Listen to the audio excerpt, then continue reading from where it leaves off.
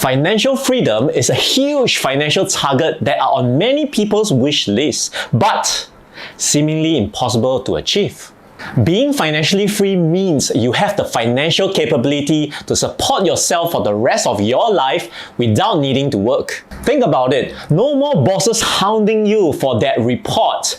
No more nonsensical meetings that you have to attend for the sake of showing your face. And importantly, no more 10,000 unread emails in your inbox after you come back from your holiday. In today's video, I'd like to share with you 5 rewards you get to reap when you achieve financial freedom. If you're new to this channel, here's a little backstory. I'm John, one half of the Corporate Breakout Couple. My wife Fran and I are a financially free couple since 2020 at the age of 40, and we are multi-asset class investors who have successfully invested our way towards financial independence. On this channel, we cover multiple topics such as personal finance, breaking out the rat race, and about early retirement, and we travel a lot as well, so we cover retirement destinations and cost of living in the various cities. Before I continue on the 5 rewards, I would certainly appreciate it if you hit the like button and subscribe to join this channel, and let's go! The first most important reward of being financially free is having the luxury to focus on spending quality time with your loved ones. When you are financially free, time is at your disposal. You're able to direct your time to spend on the people that you love the most, namely your partner, your family, and friends. This remains the number 1 priority for Fran and I, and the main reason why we got financially free. You see, Fran is from Malaysia and I'm from Singapore, so we have 2 sets of parents in 2 countries, and we want to spend as much quality time and have quality conversations with them in their golden years when they're still strong and healthy, rather than when they fall sick and we are only reactive during then to spend time with them, and it might be too late. For working parents with kids, the irony here is, in the name of making money and supporting the family by holding the job, many of them actually leave the house very early in the morning and come back late at night. And what happens is they actually miss a big part of their child's growing up years, unable to spend quality time with them, both in terms of the physical time that they missed out, also quality time because their energy level is so low at the end of the week, and during the weekends they might not be fully present. This is one thing I'd like to bring to your attention, which is when you are physically with your parents or with your kids, what is your state of mind? Are you present during that session? Do you actually commit that time and energy towards your parents or your kids such that you will actually have quality time, memories that you can create, and moments that you can remember? You see, for many working people who are caught in the rat race, most, if not all of their energy gets sapped by work such that at the end of the day when they arrive home, they have actually very little energy left to give to their loved ones, and they actually pay very little real attention to them. My question to you is it fair to them? And is it fair to you? You need to be aware of what you're sacrificing for work, especially when your busy work schedule takes more and more time away from your loved ones. You might begin to resent your job, but you cannot quit because you are there for the paycheck to support your family. So as you're spending unhappy time at work, this recursive work cycle actually becomes your loved ones not being happy, you not being happy, and that's a lose-lose situation. On the other hand, if you are financially free, being financially free actually gives you the time and space for you to have the presence of mind to spend quality time and create quality moments with your loved ones which are unrushed. For those of you gunning for your financial freedom, this privilege of time to be able to focus on your loved ones can remain as one of the key motivators. The second reward is the freedom of choice, such as wanting to work or not. When you're financially free, choosing to work has a very different come from, because you know that you are financially stable, and when you want to work, it's not entirely for the money, because you love the work and you love to associate yourself with the work, knowing that money is actually out of the equation, compared to if you feel that you have to work because of no choice, you don't enjoy the work, but you need the salary. The psychology is very, very different. The whole idea of freedom of choice is such that you can have a peace of mind with your decision making that has very little influence from money. By having money out of the picture, this helps you clear your mind and form the clarity to make conscious decisions that comes from the heart in doing the things that you really want to do. When you are financially free and you do choose to work, the extra money from your work will now allow you a bigger budget for you to spend on things, on wants, such as more vacations or further holidays or nice food, guilt-free without you worrying about money. The third reward is time freedom, and this is the one that Fran and I love to emphasize on. When you are financially free, it means you free up your time. And it also gives you a flexibility of your time schedule because the time is entirely yours to decide what you want to do with it. Your daily schedule doesn't need to revolve around your 9 to 5 or 9 to 6 work anymore, and you can choose to go and run your errands at any time of the day. Here's one thing that I really love as somebody who has time freedom, is that I can stay clear of peak hours and peak holidays. Not only can I save so much time by avoiding peak hour traffic, I also get to save so much money when I book holidays during the non-peak periods, or actually have early lunch discounts or early dinner discounts. The irony here for busy working people is you actually lose so much time and money as well. For example, when you go to work, when you commute, you get caught in the morning peak hour traffic, and when you get off work, you also get caught in the evening peak hour traffic, which takes a lot of time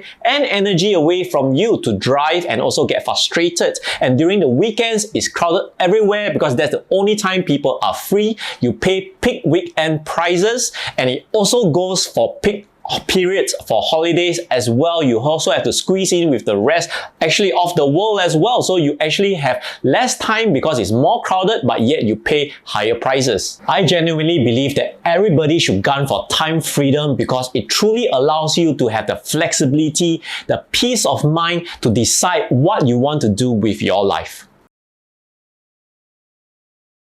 The third reward of being financially free is you can learn without pressure. Even though you may be financially stable and you don't need to work for the rest of your life, it doesn't mean you take your foot off the pedal. Continuous learning should be a lifelong commitment regardless whether you're financially free or not. Many financially free people that I know stay plugged into the world and continue to learn because it is actually the mindset of learning, being willing to humble yourself and keep absorbing and learning new things that actually gets them financially free in the first place. Financially free people learn because they want to, and therefore the pressure is off.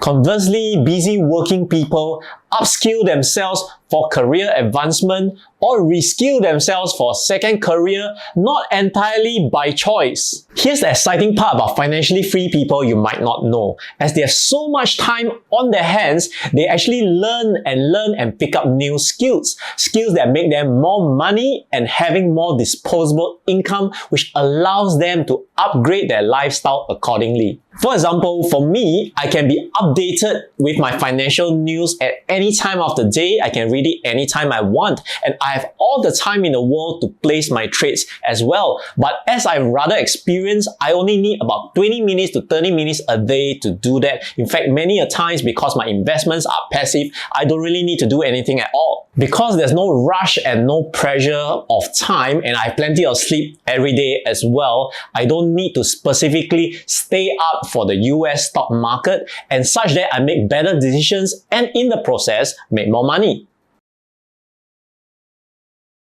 The fifth reward is to enjoy traveling without fuss, without rush. As an early retiree since 2020 for the last 4 years, I really love this part about traveling. If you think that slow travel is only for old fogies, think again. For me, a big part about the traveling experience, whether you are a busy working person, whether you're an early retiree, or whether you are a traditional retiree in your 60s or 70s, boils down to your time and energy. In my case, when I was a busy employee during my corporate days more than 10 years ago, I always had to clear my schedule way in advance in order to make it for a long travel trip. For example, to Europe, I had to do all my work before then and make sure that everything is handled before I can leave. But of course, because I was in sales and business development and I can't stop business from coming in, right? So I actually get disturbed during my holidays as well. And the worst thing is, after I come back from my holidays being tired,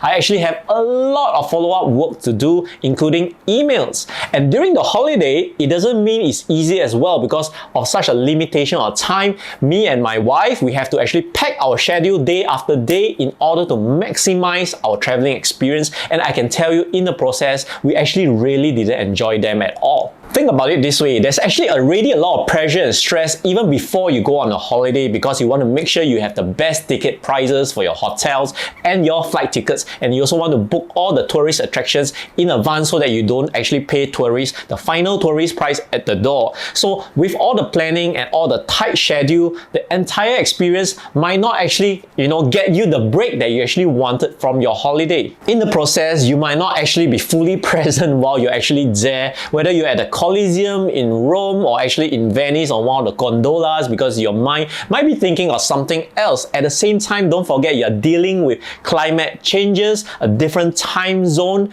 and that's the chance where a lot of people might fall sick as well. It happened to me a few times, and that definitely is not an enjoyable experience. On the other hand, for people who are retired, early or not, you have the choice of slow travel, meaning you don't have to rush at every destination, and because you have such a big block of time allocated for this travel, you can really take your time to soak in the atmosphere, to feel the vibes, and to really enjoy every bit of the experience. Now, the difference between somebody who's retired in their 60s and 70s versus somebody who's financially free in their 30s and 40s, the traveling is also very different in terms of energy. The energy level for a much younger person can allow him or her to enjoy the place in a different way because you are more mobile, you're more flexible, you can go to places which requires more traveling time and also a bit more roughing out terrain that compared to an old retired person that can maybe only be limited to certain places. Another huge advantage of being financially free and being able to slow travel and avoid peak holiday periods is you save a lot of money as well, as I mentioned earlier, and you actually avoid long queues, you save so much time too. At the end of the day, I'd like to share with you that while gunning for financial freedom is not easy and it requires short-term sacrifices, but the benefits of it severely outweighs you working in a job that you might not enjoy for the next 30 to 40 years of your life. If you are interested in working your way towards financial freedom, you must first work on your financial literacy. And that's one of the key reasons why Fran and I conduct free masterclasses a few times a month on Zoom webinars on topics such as personal finance, financial freedom, breaking out the rat race, early retirement, and many more. Come join us in these Zoom webinars by clicking on the link below to join our mailing list. I hope this video has given you many insights to what financial freedom looks like and the many great rewards awaiting. Thank you so much for watching. I appreciate it. Do hit the like button and subscribe to join our YouTube family and share this video with your friends. See you in the next video.